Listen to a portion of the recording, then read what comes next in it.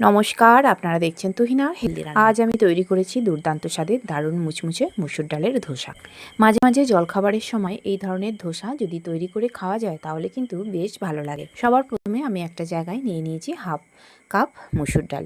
এবারে এতে জল দিয়ে দিলাম আর এই ডালটাকে বেশ কয়েকবার জল পাল্টে পাল্টে আমি ধুয়ে নেব। বেশ কয়েকবার জল পাল্টে পাল্টে ধুয়ে নিতে হবে, কারণ এতে বেশ নোংরা থাকে। আর এখন আমার ধোয়া হয়ে গেছে, আর এবারে আমি এতে জল দিয়ে ভিজিয়ে রাখবো। একটা চাপা দিয়ে দিলাম, মোটামুটি 1 ঘন্টা ভেজালেই এই ডালগুলো বেশ ফুলে যাবে। 1 ঘন্টা পর আমি একটা ছোট মিক্সির জার নিয়ে নিলাম, আর ডালগুলো জল ছেঁকে ছেঁকে এই মিক্সির জারে আমি দিয়ে দিলাম।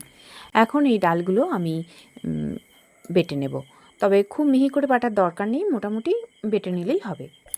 এখন আমি সব ডালগুলো মিক্সির জারে নিয়ে নিয়েছি, আর এবারে আমি এটাকে একটু বেটে নেব। এখন আমার ডালটা বাটা হয়ে গেছে। এবার আমি একটা জায়গা নিয়ে নিয়েছি আর মিক্সির জারটা খুলে নিলাম, আর একটা চামচ দিয়ে ডালটাকে আস্তে আস্তে বার করে নেব। খুব ধীরে ধীরে এই বাটা ডালটাকে বার করে নিতে হবে। আর তারপরে আমি একটু জল দিয়ে দেবো মিক্সির জারে, আর মিক্সির জারটাকে আমি ধুয়ে জলটা ওই ডালের মধ্যেই দিয়ে দেবো। এই ধোসা অনেক রকম ডাল দিয়েই করা যায়, তবে মুসুর ডালটা খুব তাড়াতাড়ি ভিজে যায় বলে মুসুর ডালের ধোসা তৈরি করতে খুব সহজ হয়। আর এই মুসুর ডালের ধোসা খেতেও কিন্তু দারুণ। এদিকে আমার মোটামুটি সব ডালটাই বার করে নেওয়া হয়ে গেছে। এখন আমি মিক্সির জারে একটু জল দিয়ে দেবো, আর জলটা দিয়ে জারটা ভালো করে ধুয়ে আমি জলটা ওই বাটিতে ঢেলে নিলাম। এরপর আমি এতে দিয়ে দেব হাফ কাপ চালের গুঁড়ো। যেহেতু আমি হাফ কাপ মুসুর ডাল নিয়েছিলাম, তাই চালের গুঁড়ো হাফ কাপ নিলাম। আর এতে দিয়ে দিলাম নুন আর 1 চামচ চিনি, আর দিয়ে দিলাম হলুদ গুঁড়ো আর একটুখানি লঙ্কা গুঁড়ো। আমি এখানে যে চালের গুঁড়োটা ব্যবহার করেছি সেটা হলো গোবিন্দভোগ চালের গুঁড়ো। এই গোবিন্দভোগ চালের গুঁড়ো দিয়ে তৈরি করলে কি হয়, বেশ গন্ধটা খুব সুন্দর লাগে। আমি এবারে একটা চামচ দিয়ে বেশ ভালো করে সমস্ত কিছুকে মিশিয়ে নেব। আর এখন আমি দিয়ে দিলাম অর্ধেকটা লেবুর রস, আর লেবুর রসটা দিয়ে দেওয়ার পরে 1 চামচের 3 ভাগের 1 ভাগ দিয়ে দিলাম বেকিং সোডা। আবারও আমি ভালো করে এই ডালটাকে ফেটিয়ে নেব। এতে করে এই ধোসাগুলো তৈরি হবে দারুণ মুচমুচে। এখন আমি এতে দিয়ে দিলাম 1 কাপের মতো জল।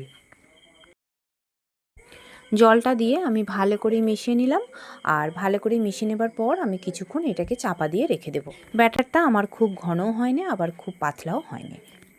মোটামুটি মিনিট 20 মতো আমি এটাকে চাপা দিয়ে রেখে দেবো।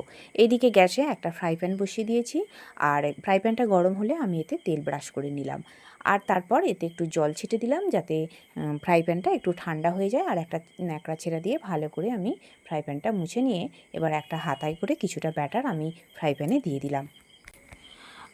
যেই জায়গাটা ফাঁকা আছে সেইখানটা একটু একটু করে ব্যাটার আমি দিয়ে দিলাম, আর তারপর ফ্রাই প্যানটাকে ঘুরিয়ে ঘুরিয়ে একটু চেষ্টা করলাম যাতে গোল আকারের একটা ধোসাটা হয়। এরপর আমি বেশ কিছুক্ষণ অপেক্ষা করব, আর এই সময় গ্যাসের ফ্লেমটা মিডিয়াম করা থাকবে। আর ওপরটা যখনই একটু শুকনো শুকনো হয়ে যাবে একটুখানি তেল ব্রাশ করে নেব।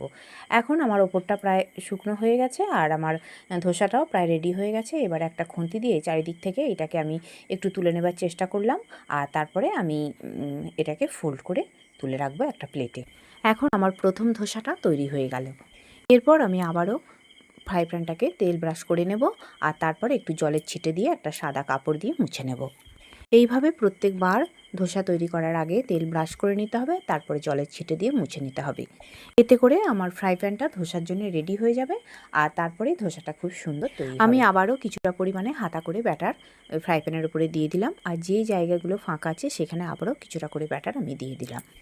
এবার আমি কিছুক্ষণ অপেক্ষা করব যাতে ওপরটা শুকনো শুকনো হয়ে যায়। কিছুক্ষণ অপেক্ষা করলেই ওপরটা কালারটা পুরো চেঞ্জ হয়ে যাবে, আর ওপরটাও শুকনো হয়ে যাবে। আর তখন আমি এতে একটুখানি তেল ব্রাশ করে নেব।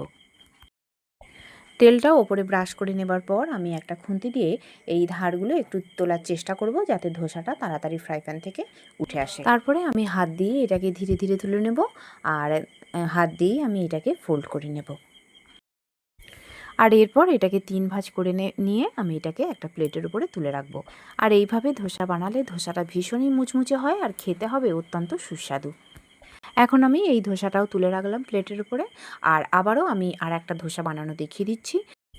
আর বন্ধুরা, আমার রান্না যদি ভালো লেগে থাকে, আর যদি নতুন নতুন ঘরোয়া অথচ সুস্বাদু রান্নার রেসিপি পেতে চান, তাহলে আমার চ্যানেলটিকে সাবস্ক্রাইব করুন, আর পাশে থাকা ঘন্টাটি বাজিয়ে দিন। আর লাইক শেয়ার কমেন্ট করতে কিন্তু একদম ভুলবেন না। এদিকে আমি আরও কিছুটা ব্যাটার নিয়ে ফ্রাই প্যানের ওপর দিয়ে দিয়েছি। আর আমি কিছুক্ষণ অপেক্ষা করে থাকার পর এই ধোসার ওপরটা শুকনো হয়ে গেছে আর একদম মুসুর ডালের কালারই এসে গেছে। এরপর আমি এতে একটুখানি তেল ব্রাশ করে নেব। তেল ব্রাশ করে নেবার পর আমি একটা খুন্তি দিয়ে এর ধার থেকে এই ধোসাটাকে তুলে নেবার চেষ্টা করব। বেশ কয়েকটা ধোসা তৈরি হয়ে যাবার পর আমার ফ্রাই প্যানটা এতটাই রেডি হয়ে গেছে যে ধোসাগুলো আপনা আপনি উঠে আসছে, তাই আমি হাত দিয়ে এটাকে তুলে নিলাম। এখন আমি এই ধোসাটাকে একটা প্লেটের মধ্যে তুলে রাখবো। আর বন্ধুরা, বাড়িতে একঘেয়ে জলখাবার না তৈরি করে মাঝে মাঝে এইভাবে মুসুর ডালের ধোসা তৈরি করে খান এবং বাড়ির সকলকে খাওয়ান, দেখবেন তারা কিন্তু ভীষণই খুশি হবে। তৈরি হয়ে গেল আমার দুর্দান্ত স্বাদের মুসুর ডালের ধোসা। আর আমার রান্নাটি দেখার জন্য সকল বন্ধুদের জানাই ধন্যবাদ। ভালো থাকবেন।